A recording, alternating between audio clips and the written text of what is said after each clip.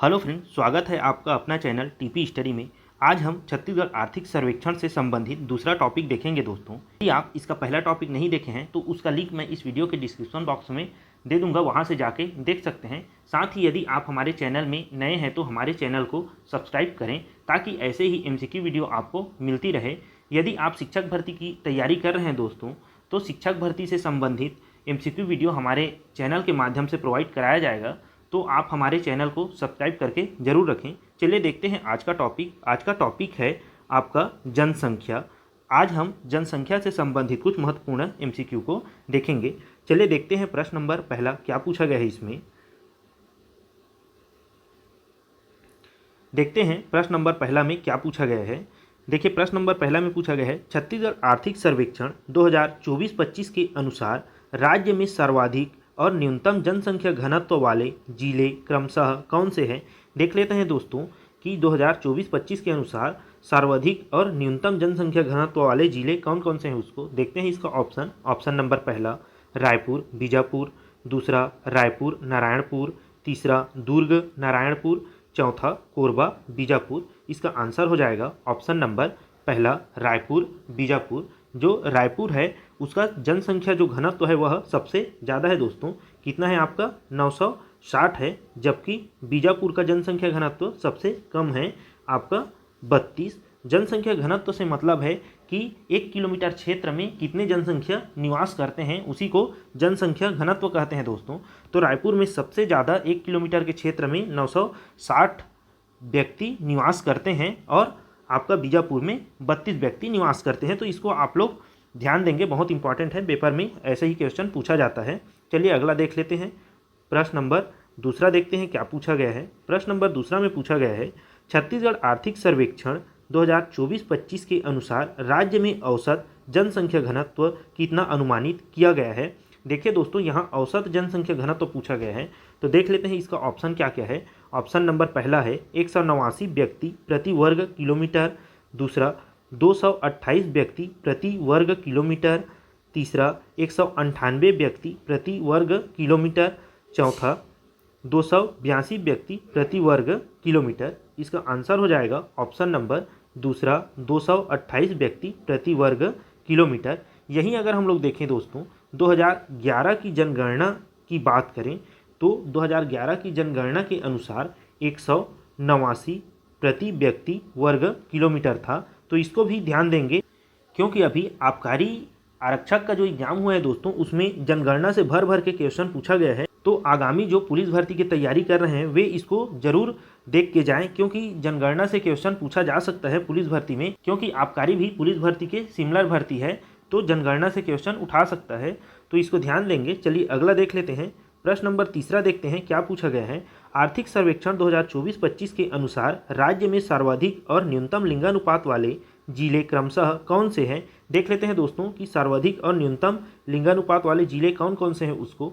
चलिए देख लेते हैं इसका ऑप्शन नंबर पहला कोंडागांव और रायपुर, दूसरा कोंडागांव और जांजगीर चांपा, तीसरा दंतेवाड़ा और रायपुर, चौथा दंतेवाड़ा और दुर्ग। इसका आंसर हो जाएगा दोस्तों ऑप्शन नंबर दूसरा कोंडागांव और जांजगीर चांपा। देखते हैं इसमें कि कितना कितना लिंगानुपात है। अगर हम लोग कोंडागांव की बात करें तो कोंडागांव 1051 लिंगानुपात है दोस्तों, मतलब पर 1000 पुरुष में 1051 महिला है। इसी को लिंगानुपात कहा जाता है, मतलब 1000 पुरुष में महिलाओं की संख्या ही लिंगानुपात होता है। तो कोंडागांव में 1000 पुरुष में 1051 महिला है दोस्तों। यहीं अगर हम लोग जांजगीर चांपा की बात करें तो जांजगीर चांपा में 1000 पुरुष में 966 महिलाएं हैं, जो कि न्यूनतम है। तो इसको भी आप लोग ध्यान देंगे। ये 2024-25 के अनुसार है, आर्थिक सर्वेक्षण के अनुसार। तो इसको आप लोग ध्यान देंगे दोस्तों, बहुत इंपॉर्टेंट है, पेपर में पूछा जा सकता है। चलिए अगला प्रश्न देखते हैं। प्रश्न नंबर चौथा क्या पूछा गया है। प्रश्न नंबर चौथा में छत्तीसगढ़ आर्थिक सर्वेक्षण 2024-25 के अनुसार राज्य में औसत लिंगानुपात कितना है। देख लेते हैं 2024-25 के अनुसार राज्य में औसत लिंगानुपात कितना है उसको देखते हैं। इसका ऑप्शन नंबर पहला 991, दूसरा 992, तीसरा 993, चौथा 994। इसका आंसर हो जाएगा दोस्तों ऑप्शन नंबर चौथा 994। यहीं अगर हम लोग देखें 2011 की जनगणना के अनुसार आपका लिंगानुपात कितना है, जो औसत है वो वह है आपका 991 आपका लिंगानुपात है। मतलब जो औसत लिंगानुपात है पर 1000 पुरुष में 991 महिला है। तो इसको आप लोग ध्यान देंगे, बहुत इंपॉर्टेंट है, कई बार पेपर में इसको पूछा जा चुका है, तो आप लोग इसको जरूर एक बार देख के जाएं। चलिए अगला देखते हैं। प्रश्न नंबर 5वां देख लेते हैं, क्या पूछा गया है। छत्तीसगढ़ आर्थिक सर्वेक्षण 2024-25 के अनुसार राज्य के ऐसे कितने जिले हैं जहां प्रति 1000 पुरुषों की तुलना में महिलाओं की संख्या ज़्यादा है।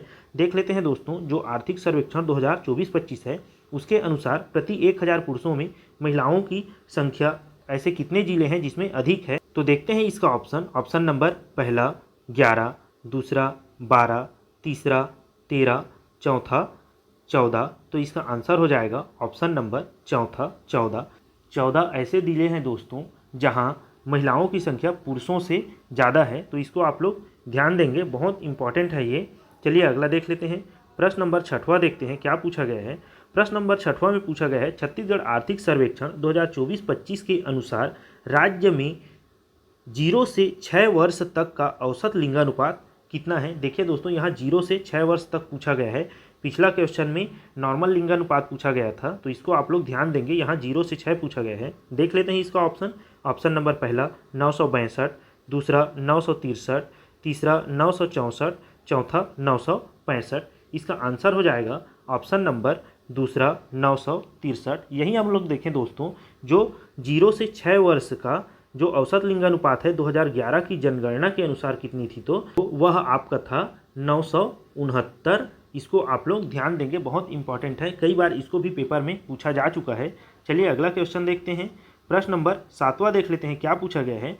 छत्तीसगढ़ आर्थिक सर्वेक्षण 2024-25 के अनुसार राज्य में औसत साक्षरता दर कितना अनुमानित है। देखिए दोस्तों, यहाँ 2024-25 के अनुसार राज्य में औसत साक्षरता दर पूछा गया है। देख लेते हैं इसका ऑप्शन नंबर पहला 70.28%, दूसरा 72.28%, तीसरा 74.08%, चौथा 75.08%। इसका आंसर होगा दोस्तों ऑप्शन नंबर चौथा 75.08%, जो 2024-25 के अनुसार राज्य में औसत साक्षरता दर है। यहीं अगर हम लोग देखें 2011 की जो जनगणना है उसके अनुसार आपका औसत साक्षरता अनुपात या साक्षरता दर क्या थी उसको, तो वह था 70.28%। ये बहुत इंपॉर्टेंट है, इसको भी कई बार पेपर में पूछा जा चुका है, तो आप इसको नोट डाउन करके रख लेंगे। चलिए अगला देखते हैं। प्रश्न नंबर 8वां देख लेते हैं, क्या पूछा गया है इसमें। छत्तीसगढ़ आर्थिक सर्वेक्षण 2024-25 के अनुसार जिले के साक्षरता दर को घटते क्रम में बताइए।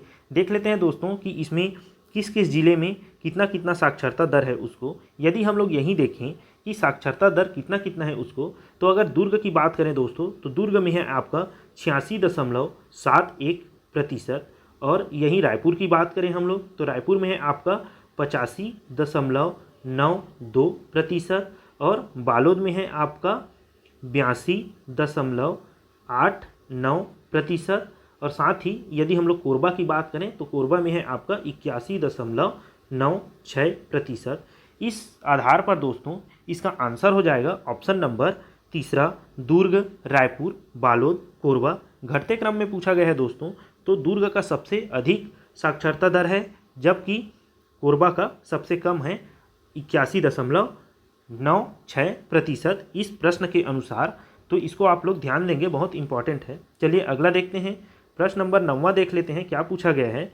छत्तीसगढ़ आर्थिक सर्वेक्षण 2024-25 के अनुसार राज्य में पुरुष और महिला साक्षरता दर क्रमशः है। देखते हैं इसका ऑप्शन क्या क्या है। ऑप्शन नंबर पहला दिया है 82.75%, 67.40%, दूसरा 67.40%, 82.75%, तीसरा 80.27%, 60.24%, और चौथा है 60.24%, 80.27%। तो इसका आंसर हो जाएगा दोस्तों ऑप्शन नंबर पहला 82.75%, 67.40%। जो पुरुष साक्षरता दर है 82.75% है और महिला साक्षरता दर 67.40% 2024-25 आर्थिक सर्वेक्षण के अनुसार। यहीं अगर हम लोग देखें कि 2011 की जनगणना के अनुसार कितनी थी, तो 2011 की जनगणना के अनुसार था अगर हम लोग पुरुष की बात करें तो 80.27% और महिला साक्षरता की बात करें तो 60.24% आपका 2011 के जनगणना के अनुसार था। तो इसको आप लोग नोट डाउन करके रख लेंगे, बहुत बार पेपर में पूछा जा चुका है। 2011 के जनगणना के जो डाटा है उसको अभी भी पेपर में पूछा जा रहा है इसको। चलिए अगला देख लेते हैं। प्रश्न नंबर 10वां देखते हैं क्या पूछा गया है। छत्तीसगढ़ में दिसंबर 2024 की स्थिति में तहसीलों की संख्या कितनी है। देखिए दोस्तों, दिसंबर 2024 की स्थिति में तहसीलों की संख्या कितनी है पूछा है। देखते हैं इसका ऑप्शन। ऑप्शन नंबर पहला 249, दूसरा 250, तीसरा 251, चौथा 225। इसका आंसर हो जाएगा ऑप्शन नंबर तीसरा 251। चलिए अगला देखते हैं। प्रश्न नंबर 11वां देख लेते हैं क्या पूछा गया है। छत्तीसगढ़ आर्थिक सर्वेक्षण 2024-25 के अनुसार राज्य की वर्तमान जनसंख्या है। देख लेते हैं आर्थिक सर्वेक्षण 2024-25 के अनुसार राज्य की वर्तमान जनसंख्या कितनी है उसको। देखते हैं इसका ऑप्शन। ऑप्शन नंबर पहला 3.05 करोड़, दूसरा 3.08 करोड़, तीसरा 3.11 करोड़, चौथा 3.15 करोड़।